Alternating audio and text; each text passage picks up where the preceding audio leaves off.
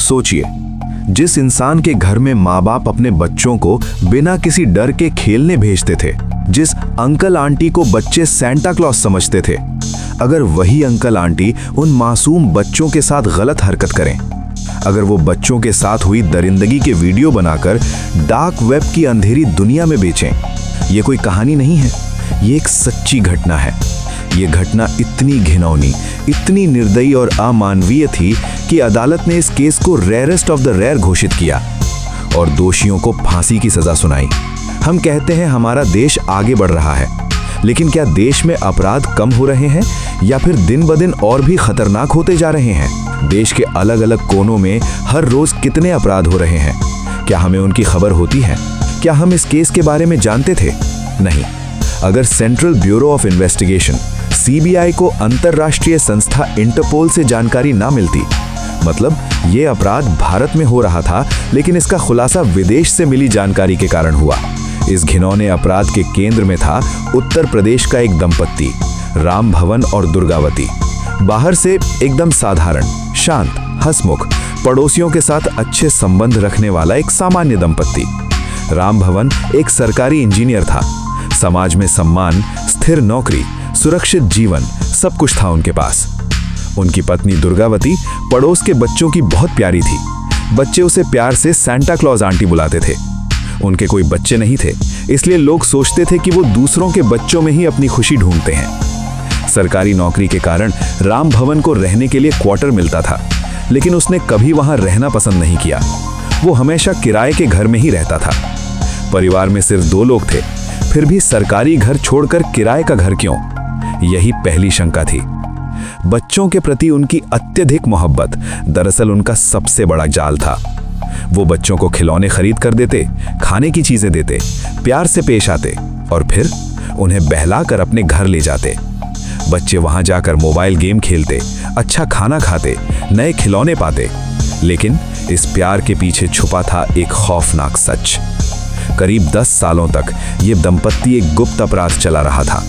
उनका निशाना था 5 से 15 साल के छोटे बच्चे, खास तौर पर गरीब परिवारों के। पहले उन्हें लालच दिया जाता, खाना, पैसे, गिफ्ट, यहाँ तक कि मोबाइल फोन भी। जब बच्चे उनके घर जाते तो पहले उन्हें प्यार से रखा जाता और फिर उन्हें बेडरूम में ले जाया जाता, जहां शुरू होता था एक गंदा खेल।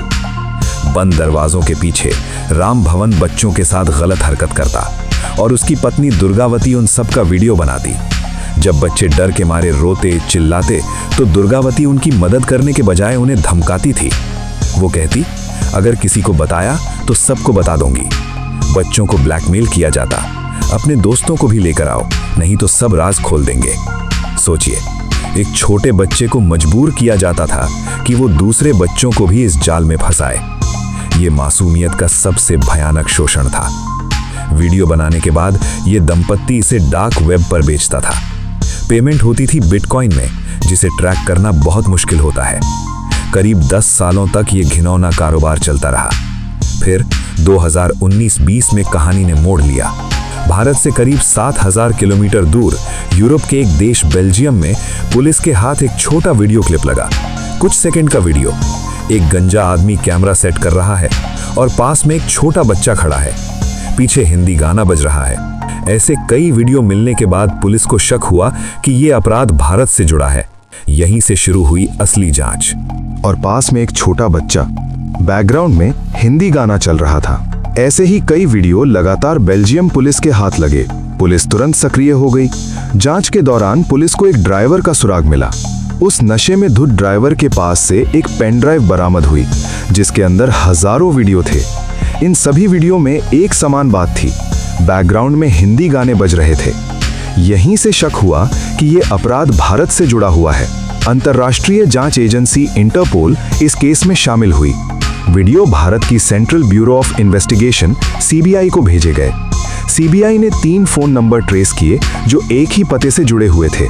लोकेशन उत्तर प्रदेश। जब सीबीआई उस लोकेशन पर पहुंची तो दरवाजा खोला दुर्गावती ने, एक साधारण मध्यम आयु की महिला, जिसे देखकर पुलिस को एक पल के लिए लगा शायद वे गलत जगह आ गए हैं। लेकिन केस की गंभीरता को देखते हुए उन्होंने घर की तलाशी लेने का फैसला किया। शुरुआत में ये विश्वास करना मुश्किल था कि इतने सामान्य दिखने वाले पति पत्नी इतने घिनौने अपराध में शामिल हो सकते हैं। लेकिन जैसे ही तलाशी शुरू हुई, सच्चाई सामने आने लगी। तलाशी में बरामद हुआ 12 mobile phone, 2 laptop, 1 hard disk, लगभग 8.5 लाख रुपए नकद, एक डायरी जिसमें लेन देन का हिसाब लिखा था। हार्ड डिस्क में 34 मूल वीडियो थे, जिन्हें काटकर लगभग 2 लाख क्लिप्स बनाए गए थे। इसके अलावा सैकड़ों बच्चों की तस्वीरें भी मिली। शुरुआत में सीबीआई को लगा दुर्गावती शायद सीधे तौर पर इस अपराध में शामिल नहीं है, लेकिन बाद में सबूत मिले वो मौके का फायदा उठाकर सबूत नष्ट कर रही थी और पीड़ित बच्चों को धमका रही थी। इसके बाद उसे भी गिरफ्तार कर लिया गया।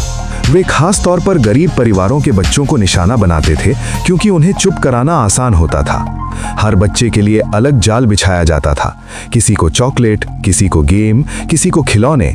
जैसे ही बच्चों के माता पिता का भरोसा जीत लिया जाता, उन्हें घर बुलाया जाता और फिर शुरू होता निर्दयी अत्याचार।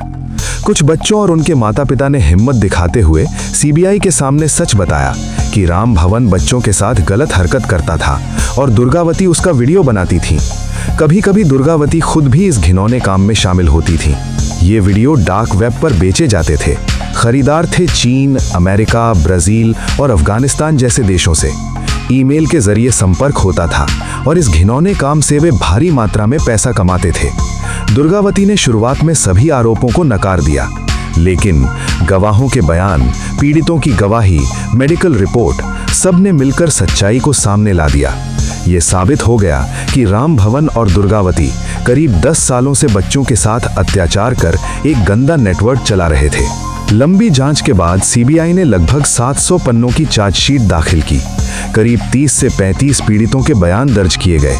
आखिरकार उत्तर प्रदेश के बांदा जिले की विशेष पॉक्सो अदालत ने इस केस को रेयरेस्ट ऑफ द रेयर घोषित किया और दोनों दोषियों को मृत्युदंड की सजा सुनाई।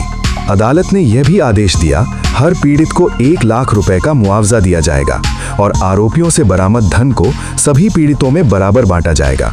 लेकिन सवाल आज भी बना हुआ है, क्या ये मुआवजा उन बच्चों के मानसिक घाव भर सकता है? ये घटना हमें एक कड़वा सच सिखाती है। अपराधी हमेशा डरावने नहीं दिखते, कई बार वे हमारे आसपास ही होते हैं, अच्छे इंसान का मुखौटा पहनकर। इंटरनेट और डार्क वेब के इस दौर में ऐसे अपराध और भी बढ़ सकते हैं। इसलिए जरूरी है कि हर माता पिता अपने बच्चों के प्रति सतर्क रहें। जो बच्चे उन्हें सांता क्लॉज समझते थे, वही बच्चे उनके शिकार बन गए। बचपन में मिला ये दर्द क्या वे कभी भूल पाएंगे? कोर्ट के फैसले के खिलाफ राम भवन के वकील ने सवाल उठाया कि समाज में ऐसे कई अपराध होते हैं, तो फिर उन्हें फांसी की सजा क्यों? वे इस फैसले को सुप्रीम कोर्ट में चुनौती देंगे। लेकिन पैसे के लालच में इंसान कितना नीचे गिर सकता है, ये इस केस ने साफ दिखा दिया। समाज में अपराध होते हैं, ये सच है, लेकिन बच्चों के साथ अत्याचार को कभी भी सामान्य अपराध मानना, ये सिर्फ एक विकृत सोच और बीमार मानसिकता की निशानी है।